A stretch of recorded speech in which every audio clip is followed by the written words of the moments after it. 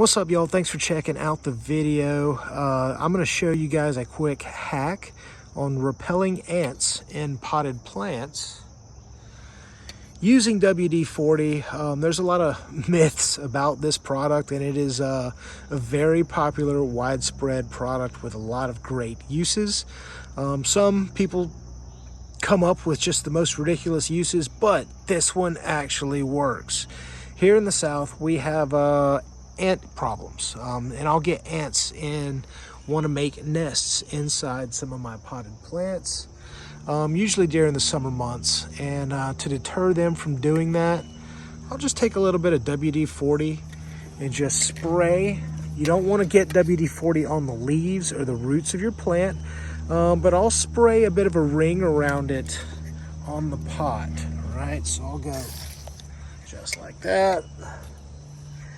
Just like that. As you can see, you can't even see it. It doesn't leave any residue or anything like that, but what it does do is it prevents ants from coming up and down this side of the pot, and they just don't like it, and they won't settle or I guess build a nest inside the pot with the root system of your plants.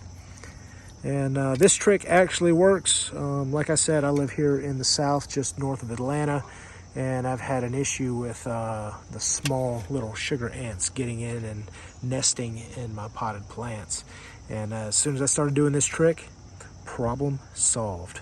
So this one is confirmed. WD-40 does actually repel ants.